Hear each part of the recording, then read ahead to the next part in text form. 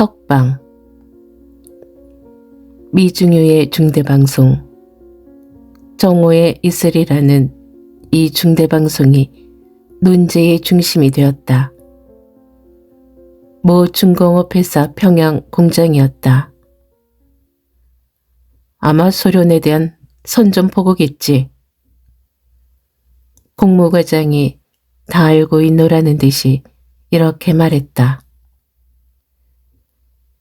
선전포고쯤이야. 우리나라는 10년에 한 번씩 의뢰했고 3년 전에도 미영에 대해서 선전을 포고했으니 미중유라는 새삼스레 미중유 운운에 어마어마한 형용사까지 붙여서 예고까지 할 게 없겠지.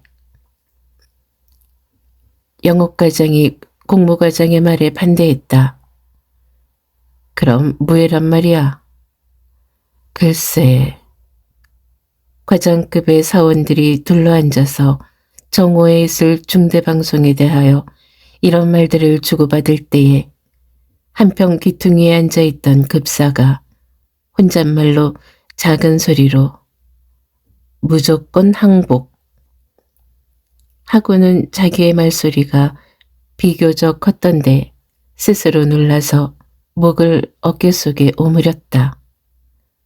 급사의 말소리가 급사 자신의 얘기보다 컸던 관계로 공무과장과 영업과장에게까지 넉넉히 들렸다. 하하하, 이건 걸작이로다. 제국의 무조건 항복. 그 말이 옳다면 그야말로 건국 2600년 내로 처음 있는 일이니 미중유야 미중유지. 이것은 공무과장의 말이었다. 영업과장도 한몫 끼었다. 요놈, 여기는 내 신분을 아는 사람들 뿐이니 무관하지만 모르는 자리에서 그런 소리를 했다는 뼈도 남아나지 못한다. 요 방정 맞은 놈 같으니. 이 엄한 질책에 급사는 목을 더욱 어깨틈에 끼어들며 송구한 태도를 나타냈다. 20분만 더 있으면 다 알게 될 일일세. 무슨 방송이 있든 간에 우리는 우리의 직무로. 야, 급사, 너는 커피를 끓여. 점심때도 다 됐다. 또 손상은 마덤에 보낼 주문서 타이프했소. 이 공장의 수많은 종업원 가운데 단 한 사람인 조선인 종업원 타이피스트 손수키에게 하는 말이었다.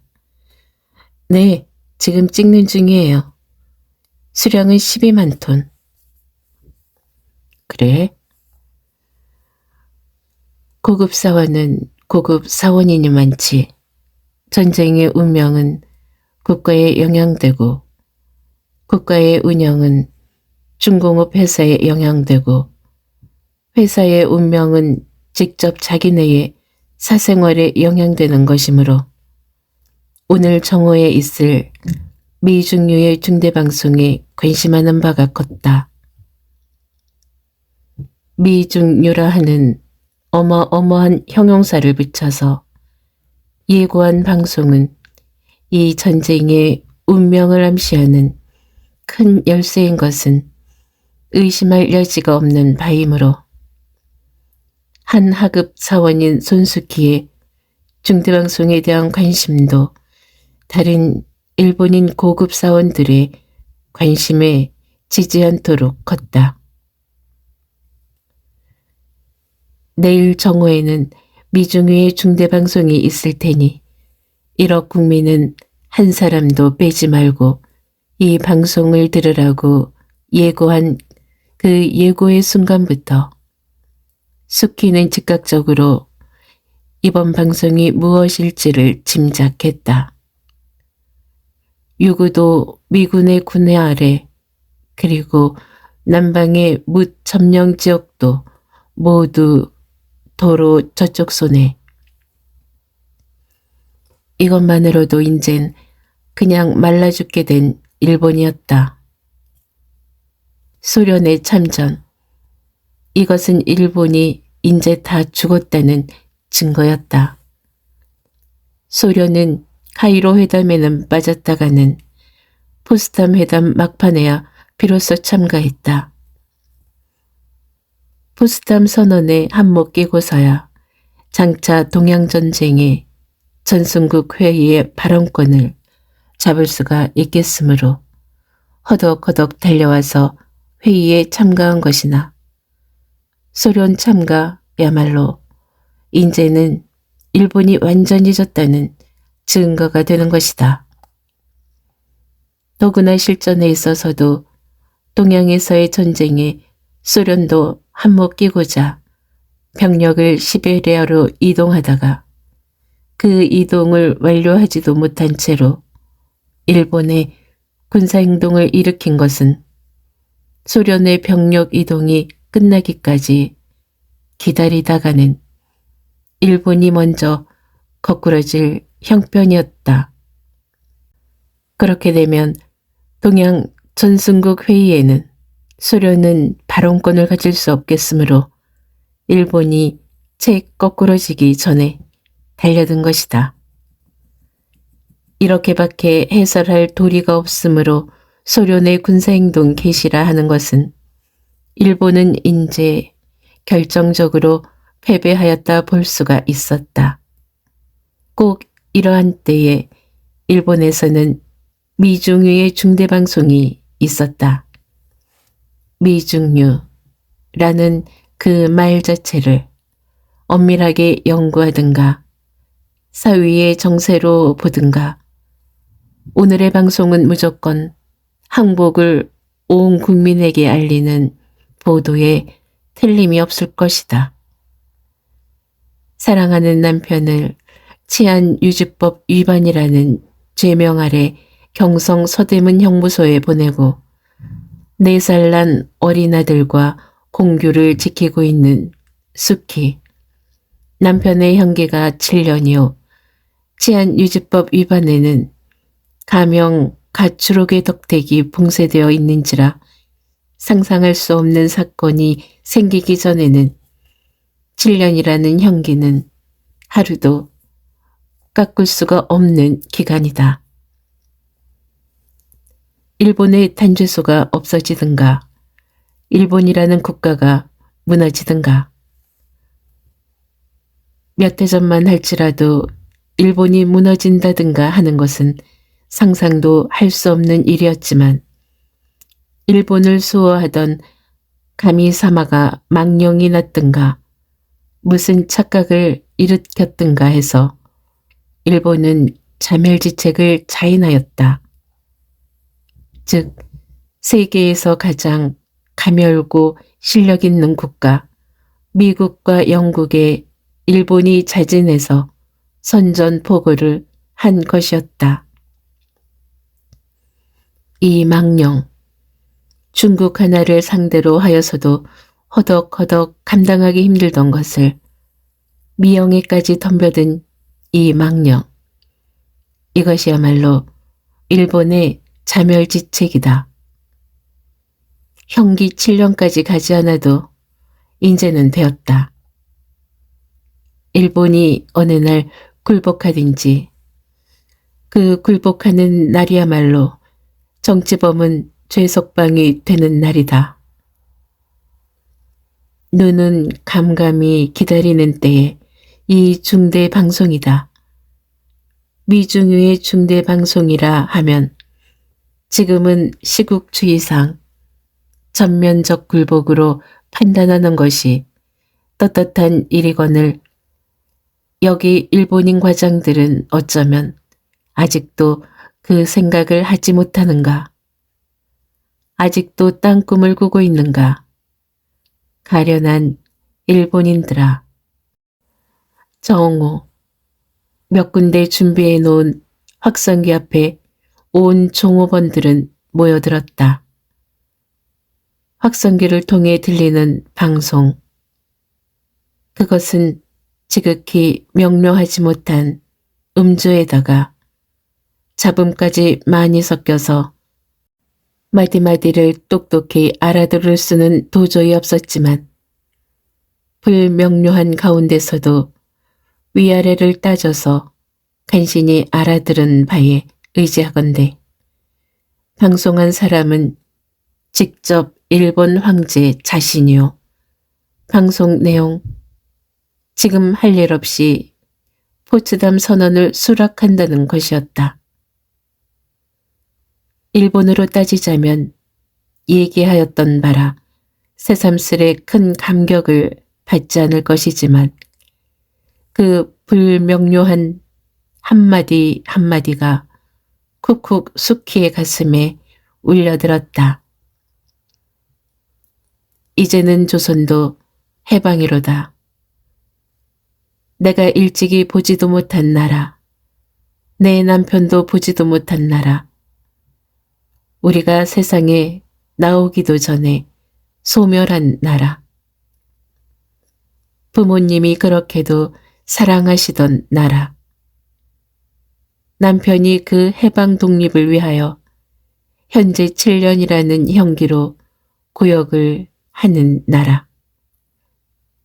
드디어 해방이 되었구나.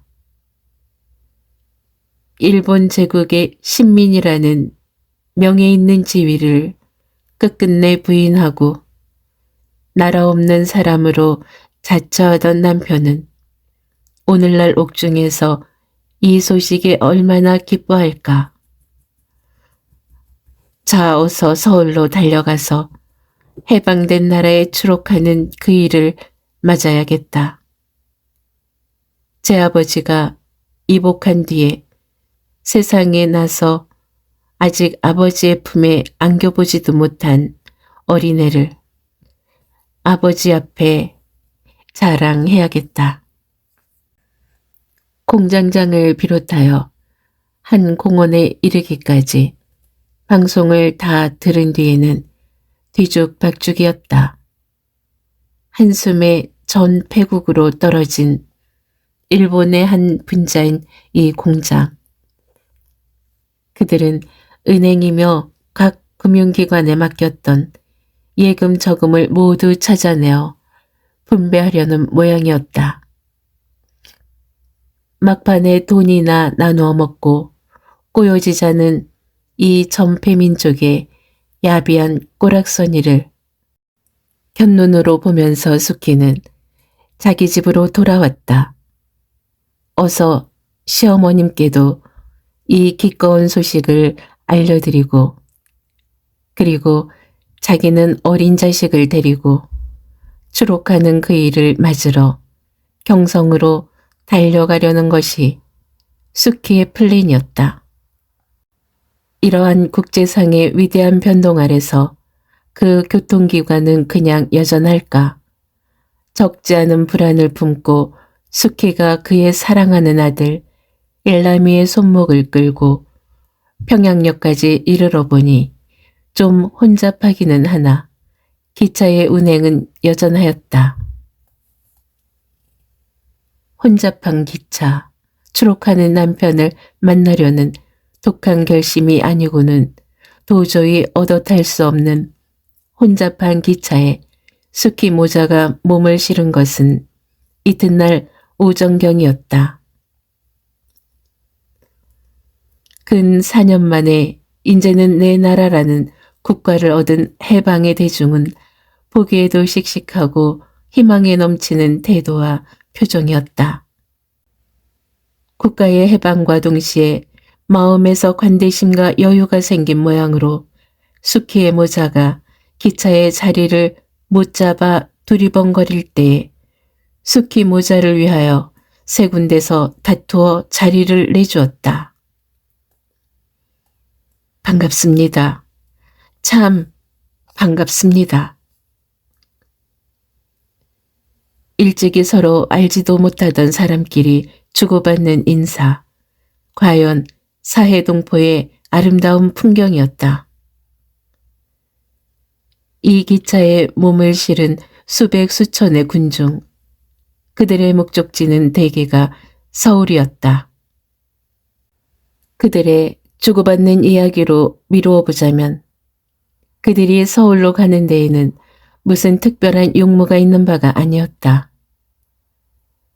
해방된 내 나라의 서울, 일찍이는 경성이라는 지명으로 알려있고 그 이름 아래 다니던 땅이 인제는 내 나라의 서울, 내 나라의 정치의 중심지, 문화의 중심지로 변하였으니 그 내 나라의 수보에 가서 이 격변한 시국하에 내 나라와 서울이 어떻게 움직이는지 그 풍경을 한번 엿보자는, 말하자면 한 호기심으로 서울로 몰려 올라가는 것이었다.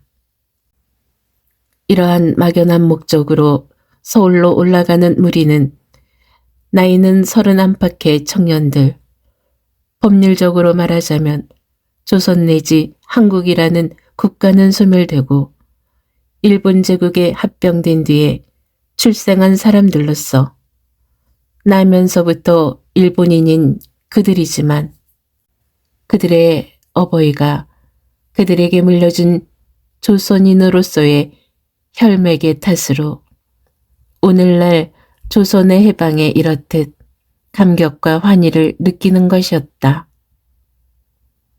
국채가 어떻게 움직인다 할지라도 그 속에 흐르는 피의 줄기는 언제든 조국을 따르는 것이다. 일찍이 수키의 남편이 수키에게 이런 말을 하여 웃은 일이 있다. K소자 일본인이 이런 말을 한단 말이지. 즉 40세 이상의 조선인, 이란 합병 이전에 출생한 조선인은 다 묶어서 태평양에 집어넣고 합병 이후에 조선인만으로 된 세상이 되어야 내선 일체가 실현되리라고. 합병 이전의 조선인은 완미무쌍해서 아무리 선도해서 황민화하지를 않는다고. 어리석은 녀석들.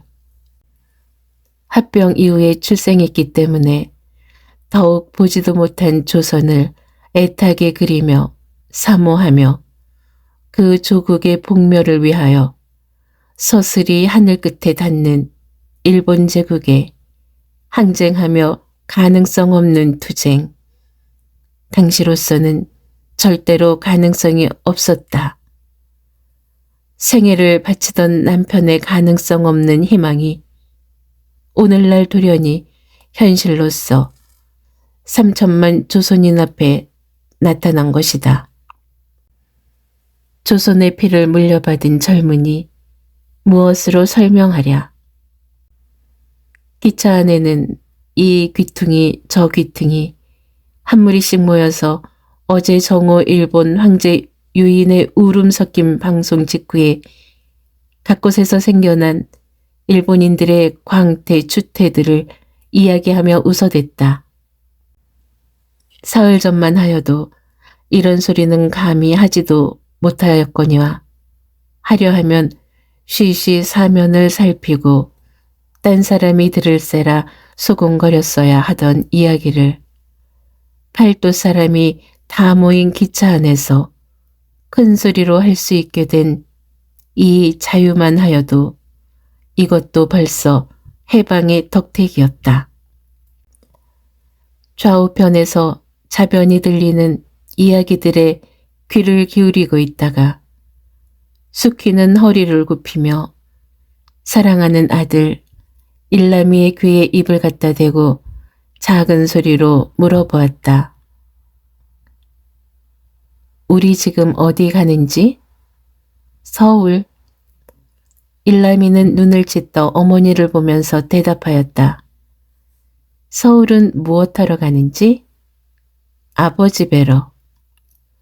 아버지 뵈면 무해라고 인사할까? 일남이는 벌떡 일어섰다. 양팔을 높이 쳐들었다. 그리고 조선 독립 만세 하고 인사할 테야. 옳지 오라. 이 인사야말로 아버지가 가장 반겨하실 인사로다. 일남이의 만세 소리에 차 안의 시선이 모두 자기에게로 모이는 것을 깨달으며 수키는 일남이를 품 안에 끌어 힘있게 안았다. 풍년을 약속하는 폭염하의 대지를 기차는 나무로 닿는다. 일찍이는 많은 실망군을 실어다가 만주의 황효에 쏟아놓은 역할을 하던 이 기차는 지금은 희망과 환희의 무리를 만재하고 40년 만에 국도로 등장하려는 서울로 속력을 다하여 닿는다. 기차 안에서부터 느끼기 시작한 불안을 수키는 독립문 앞에서 종래 부딪혔다. 정치범과 경제범 수위는 오늘 벌써 다 석방되었다 하는 것이었다.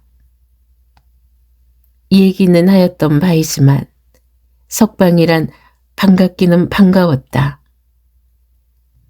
그러나 석방된 그이는 지금 어느 곳에 그의 피곤한 몸을 눕히고 있을까?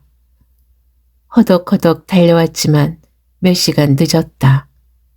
평양 가는 기차는 내일 아침이 아니면 없으니 그냥 서울 있기는 할 것이다. 그러나 지금은 밤중이라 이 아닌 밤중에 어디 가서 그 일을 찾아내는가.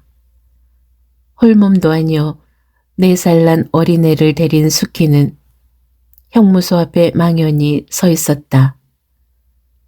좀 무리를 하였더라면 어제 밤차라도 탈 수가 있었을걸. 어제 밤차만 탔더라면 오늘 아침에는 서울에 도착하여 형무소에서 석방되어 나오는 남편을 형무소 문간에서 맞을 수가 있었을걸. 어린애가 큰 짐이 되어 어제 밤차를 못한 것이다. 어제 밤차를 놓치고 오늘 차로 와보니 남편은 자기네가 오기 전에 벌써 석방되어 어디론가 가버린 것이다. 너 때문에 화가 저절로 어린애에게 미쳤다. 이 어린애를 생전 처음 제 아버지께 대면시키려는 것이 수키의 큰 목적의 하나였지만 밤차를 못한 데 대한 화는 자연 어린애에게 미쳤다. 사내같이 억센 성격의 수키였다. 떠오르려는 화, 가슴을 누르는 기막힌 사정을 꾹 눌렀다. 일남아, 아버지는 벌써 해방되셨구나. 그럼 독립만세를 어디서 불러요? 아버지 뵐 때 아버지께 향하여 독립만세를 부르려고 벼르고 있던 어린애는 그 부를 대상을 얻지를 못하고 어머니에게 물었다. 응, 내일 뵙거든. 오늘 못 부른 대신 10번, 20번 아버지의 귀청이 터지도록 불러 올려라. 할 일 없이 그 밤은 어떤 여관 하나를 잡고 모자는 거기서 묵었다. 이튿날 수키는 어린아들의 손목을 잡고 남편을 찾으러 해방된 서울의 거리에 나섰다. 해방의 색채는 서울의 거리거리 골목골목에 차고 넘쳐 있었다. 종업원들이 마음대로 꺼내어 삭도 받지 않는 전차는 서울 장안을 종행으로 왔다 갔다 한다.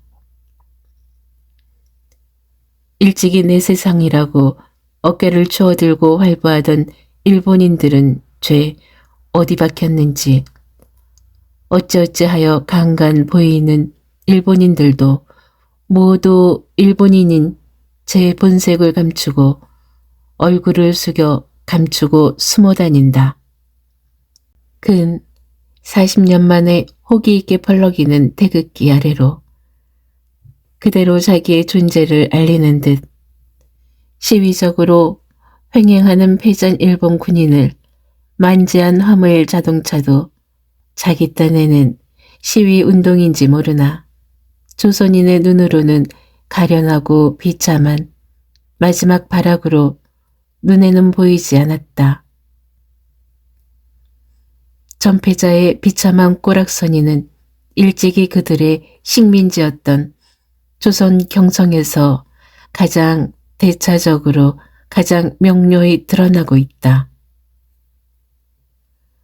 어제까지 그들의 사업장이었던 모든 회사, 기관, 공장이 모두 태극기 아래 장래의 주인인 조선인의 손으로 운영되는 이 기꺼운 현상. 궁술의 공수거로 일본인 40년간의 빈손으로 조선에 건너와서 40년간을 조선을 갈고 닦고 건설하고 오늘날 그 건설공사의 낙성을 기회로 다시 빈손으로 제 나라로 돌아가는 것이다. 40년간을 갈고 닦아서 일본인이 살기 좋도록 일본인 본위로 건설해 놓은 뒤에 오늘날 빈손으로 쫓겨 돌아가는 그들이라 어찌 놓고 싶으랴. 아득바득 끝까지 안고 견디어 배겨보고자 애쓰는 것이 당연은 하지만 하늘의 뜻에 어찌 거스를 수가 있으랴. 남편을 찾기 겸 해방 풍경을 보기 겸 방향 없이 서울 시가를 헤매는 수키는 거리의 골목에 넘쳐 흐르는 해방 풍경을 마음껏 호흡하였다. 그 사이 없다 하여 조선인에게는 감추어 두었던 온갖 물자가 일본인의 가정과 사업장에서 태산같이 쏟아져 나와서 거리로 흘러나온 것도 해방 풍경의 하나였다. 더욱이 수키가 감격적으로 느낀 바는 소화연간에 출생한 조선애들이야말로 진정한 황민이라고 일본인들이 크게 기대를 가지고 있던 소학교의 아이들이 가장 열렬히 가장 활발하게 조선 독립 만세를 부르며 태극기를 두르며 돌아다니는 광경이었다. 일본의 40년간의 조선 통치는 완전히 실패하였다는 점이 여기서 가장 명료히 드러났다. 피, 혈맥은 속일 수가 없었다. 거리거리로 해방 풍경도 구경하며 남편이 가슴직한 곳을 찾아다니던 수키는 저녁에야 남편이 있는 곳을 알아냈다. 그로부터 약 20분 뒤에 수키는 남편 앞에 서게 되었다. 어린 일남이는 형무소 창구에서 본 일이 있는 아버지를 알아보고 알아보자 양손을 높이 쳐들어 약속대로 조선 독립 만세를 부르며 아버지에게로 달려갔다. 오, 너로구나. 조선 독립 만세야. 그렇고 말고 만세, 만만세로다. 자, 크게 외쳐라. 조선 독립 만세. 남편은 생전 처음으로 어린 일남이를 부다났다. 억센 성격의 수키였으나 이 순간 저절로 눈물이 핑 도는 것을 억제할 수가 없었다. 어쩌냐게 왔어요. 곧 현저정으로 달려갔더니 벌써 추록하셨다고. 오늘 종일 찾아서.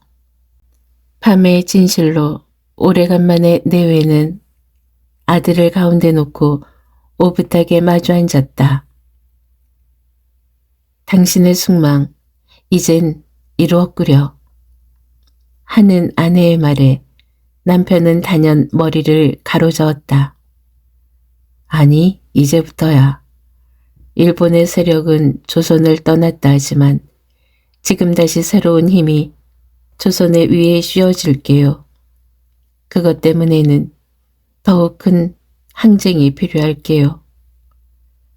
일생을 투쟁으로 지내온 남편은 지금 새로 전개된 투쟁을 앞에 하고 찬란히 빛나는 눈을 들어 허공을 쳐다보았다. 고스란히 깊어가는 밤.